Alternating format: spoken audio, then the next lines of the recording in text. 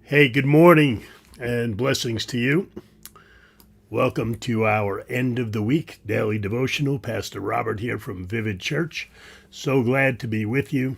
And just before I get started, let me announce that this coming Sunday at Vivid Church in Ronkonkoma, we are having what we are calling our official launch day, official grand opening, if you will.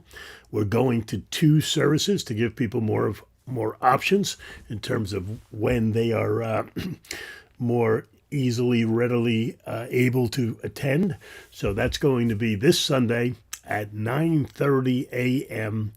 and 11 a.m. in Ronkonkoma, Vivid Church, 3555 Veterans Memorial Highway. We have some folks from our church that are going to be coming to both services to help us get these things launched and going, and also to just spend more time in the presence of the Lord. And we really appreciate that. We know not everyone could do that. But hey, you guys that haven't yet been with us, that you've been thinking about coming, checking it out and everything, it's time to do that. This is launch Sunday, 9:30 and 11:30, 555 Veterans Memorial Highway. It's going to be great and awesome. And we are kicking off a brand new series called Going Deeper. Going deeper. And it is time to go deeper with the Lord, further with the Lord. You'll never be sorry for giving God more of yourself. You'll never lose out for giving God more of your heart and more of your life. That segues perfectly into my devotional thought this morning.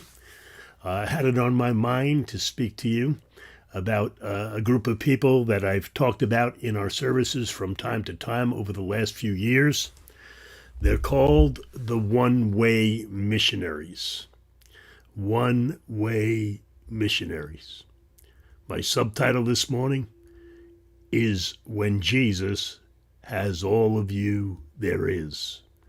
Way Missionaries. The Way Missionaries got that name because they were a society of believers called to the mission field back in the 1800s. And they had this tradition, but it wasn't just a tradition, it was a conviction. What they would do is that when they would go on assignment, when they would feel the call of God to a foreign nation, they would pack all their belongings, everything that they intended to bring with them, in a pine box coffin. And they would pack those things in the coffin, put it on the ships on which they would sail. And the picture, the connotation, the commitment, if you will, was that those missionaries were intended to go one way, on a one-way journey with Jesus, a one-way journey for the cause of God, an all-out giving of themselves to the task at hand, a complete surrender and yielding. You know, I started thinking about that. I start thinking about in my life what happens when I am fully yielded, when I am fully turned over and consecrated to the things of the Lord in my heart and in my life. I know what it's like to hold back and do my own thing, and I know what it's like to live all in and do God's thing.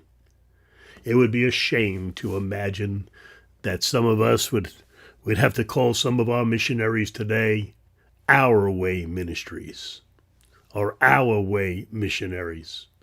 There were the Way Missionaries, and then there's the Our Way Missionaries. You know what the Our Way Missionary speaks of? It speaks about the person who wants to do things on their terms. They want Jesus to come along and just bless their plans. Jesus to just sanction the things that they're doing. They don't want to forfeit Jesus. They don't want to lose Jesus. In fact, they want Jesus' greatest blessings on their life, but they don't want those things on Jesus' terms. They want Jesus to come on their terms. There's a big problem in America today. There's a big problem in America today because we have come to the place where we want the gospel to conform to America, but it only works when America conforms to the gospel. We are in a place where everybody wants to talk about what they believe and what they think and what they want, And they want Jesus to be like a genie on board, Jesus to do the magic of their bidding and the desires of their will. But how many will give themselves over to the Lord, saying, not my will, but yours be done? How many will give a greater lending of themselves to the Lord? I can't help but think about that little boy with those loaves and fish. You know, there was a multitude to be fed. There was a great work to be done. There were little resources on hand.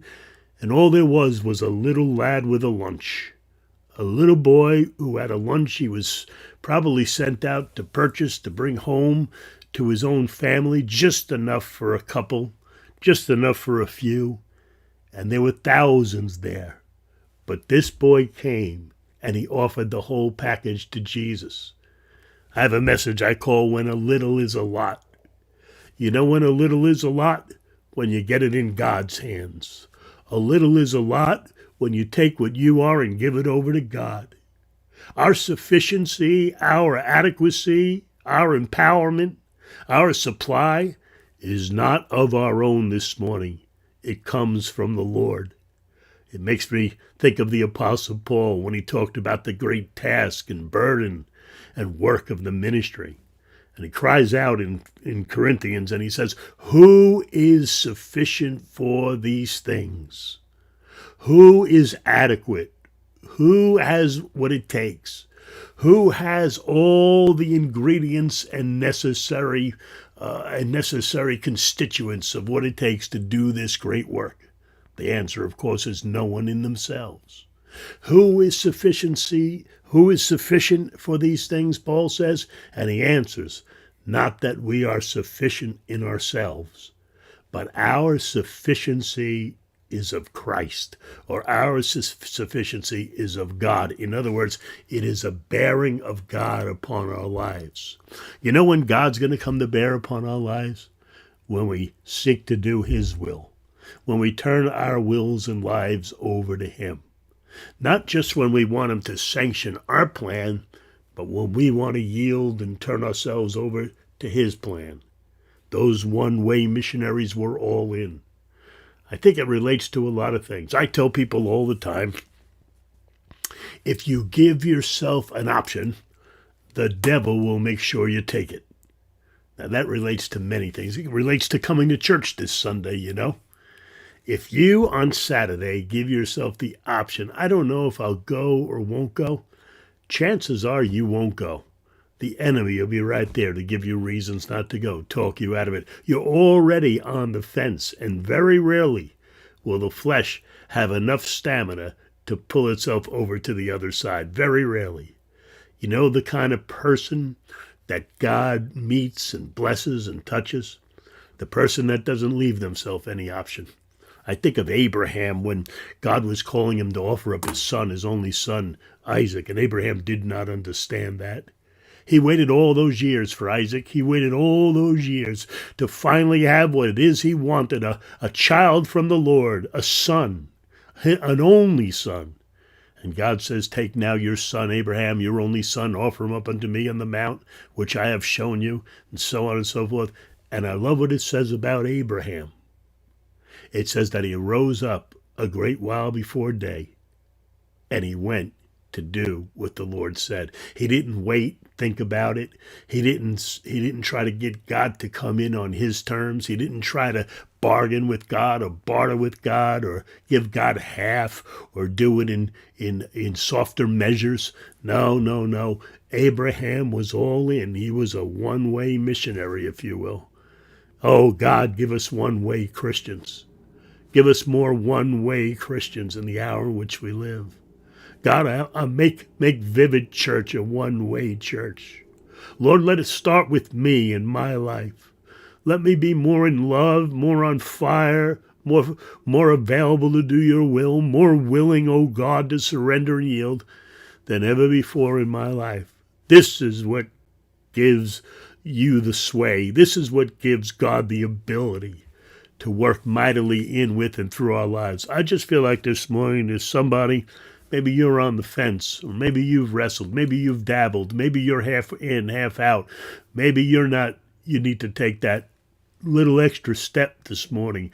Maybe you need to cry out to God. Maybe you need to turn your will and life over to Him. Maybe you need to do what those Way Missionaries did.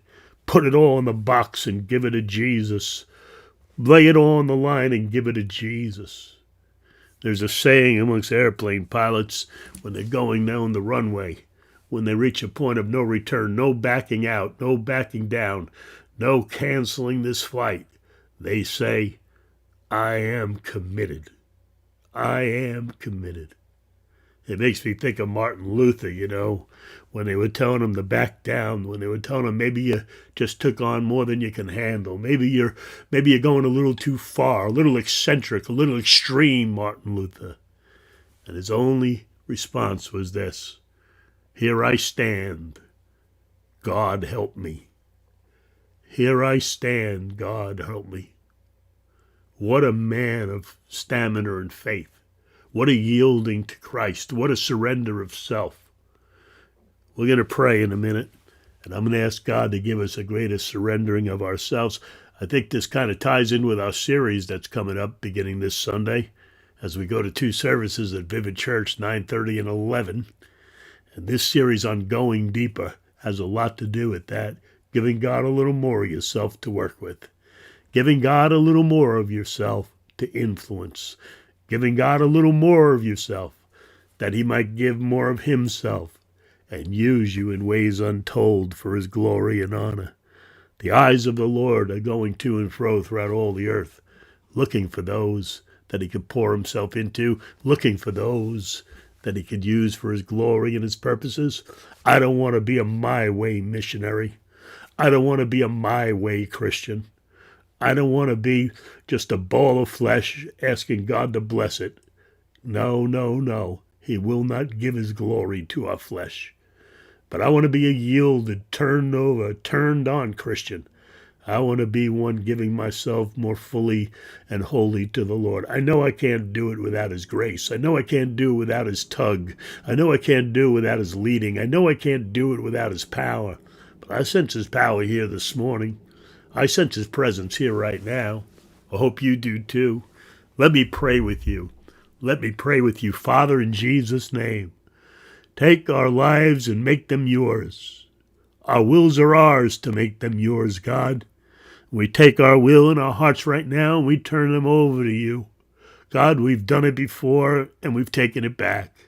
We take 2 steps forward and we take 1 back. But Lord, let us take great strides this morning. Let us take a huge step this morning. Lord, even for that one who would like to but is very reluctant to, hesitant to, we know how the lies of the enemy work, that tell us that we'll have more if we do our own thing. We'll be better off if we do our own thing. We'll be happier and more fulfilled if we do our own thing. I pray, Lord, you smash that lie. I pray, Lord, that the glory of Jesus shines so brightly in our hearts and in the lives of those I'm speaking to this morning, that they run after you and they pursue you and that they get on fire for you. Lord, let us have a church ablaze, a church on fire, a church yielded, a church lent to you as a mighty instrument in your hands. Because one life yielded is a powerful force for your glory and honor. I pray that you would do what we're not able to do, urge us in ways we can't pull ourselves. I pray the power of God over everyone this morning. I pray a great blessing as I release these words this morning over their lives and share with them from my heart. In Jesus' mighty and awesome name. In Jesus' mighty and awesome name. Hallelujah.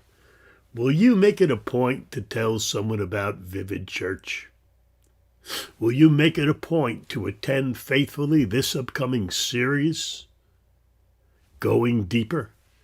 We're starting this Sunday. It's our official launch day, and there'll be 2 services in Ronkonkoma, Vivid Church, Ronkonkoma, 3555 Veterans Memorial Highway, and we will be there at 9:30 and 11.